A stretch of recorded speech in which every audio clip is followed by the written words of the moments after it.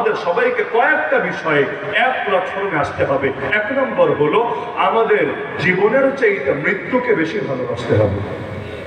এই মৃত্যু যতদিন আসবে না, রবের সঙ্গে আমাদের যে পর্দা পড়ে আছে, পর্দা সরবে না। পর্দা সরতে দেরি, রবের সাথে মিলিত হতে দেরি হবে না। মান আহাব্বা লিকা আল্লাহ আহাব্বাল্লাহু লিকাহু ওয়া মান কারিহা লিকা আল্লাহ কারিহাল্লাহু লিকাহু। যে আল্লাহর সঙ্গে সাক্ষাৎ করতে ভালোবাসে, আল্লাহ তার সঙ্গে সাক্ষাৎ করতে ভালোবাসেন। যে আল্লাহর সঙ্গে সাক্ষাৎ করতে অপছন্দ করে, আল্লাহ তার চেহারাটা দেখতে বড় অপছন্দ করেন। আমরা আয় আল্লাহ তোমার সাথে সাক্ষাৎ করতে পছন্দ করি, তোমার দ্বীনের পথে জান কোরবান করতে পারাকে নিজেদের জন্য গর্বের বিষয় মনে করি।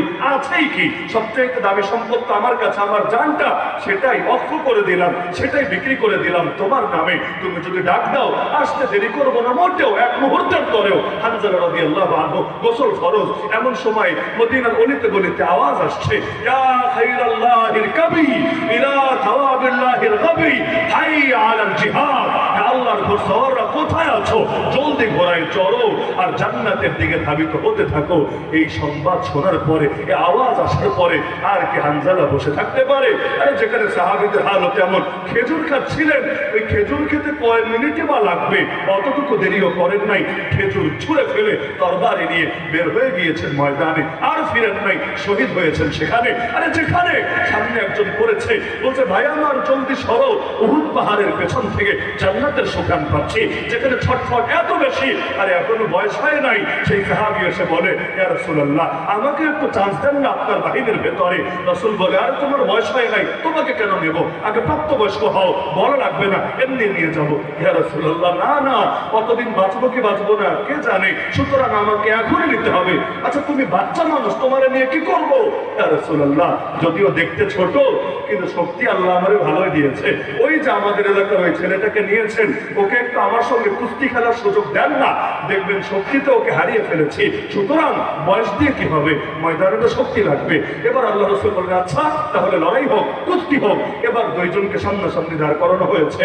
তো কুস্তি করার আগে আগে তো একটু বুকটুক মিলিয়ে নেয়, যে একটু পরে তোমার ধপাস করে ফেলবো, আগে একটু মহব্বত করে নেই। এবার সেই ছোট সাহাবী বড় ছেলেটার কানে গিয়ে বলে, আরে ভাই আল্লাহ নবী তো তোমাকে কবুল করে নিয়েছে, নবী একবার যাকে অ্যাকসেপ্ট করে তাকে রিজেক্ট করে না। তোমার তো জান্নাতে যাওয়ার পথ খুলে গেছে, একটাবার স্যাক্রিফাইস করো না আল্লাহর জন্য। আমরা দুই ভাই হাতে হাত রেখে কাঁধে কাঁধ মিলিয়ে একসঙ্গে ছুটবো জনাবের জান্নাতের পথে। একবার ছোট হও, ইচ্ছাকৃত ভাবে হারো, নবী তোমারে ফিরাবে না, কিন্তু আমাকে অনুমতি দিয়ে দেবে। লড়াই শুরু হলো, বড় সাহাবী ইচ্ছাকৃত ভাবে হেরে গেল। সবাই ভাবলো ছোটটা শক্তিতে হারিয়েছে, আসলে শক্তিতে হারায় নাই, বড়টা স্যাক্রিফাইস করেছে। এরপর উভয় একসাথে ময়দানে গিয়েছে। আরে ছটফটানিতে এত বেশি, কোলের বাচ্চাও নিয়ে হাজির রাসূলের সামনে।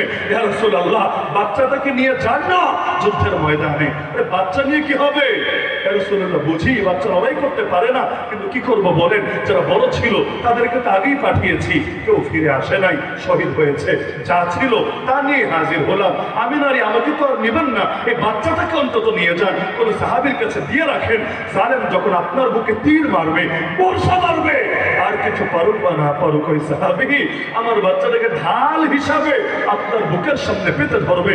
জালেমের তীর এসে, বর্ষা এসে আমার বাচ্চার বুকটাকে ফরফর করে দিয়ে যাবে। কিন্তু ইয়া রাসূলুল্লাহ আমার বাচ্চার প্রাণের বিনিময়ে আপনার প্রাণ তো সুরক্ষিত থাকবে। কিয়ামতের দিন গর্ব করে বলতে পারবো, আল্লাহ আমি শহীদের মা, আমার বাচ্চা জান কোরবান করেছে তোমার নবীর হেফাজতের জন্য। এমন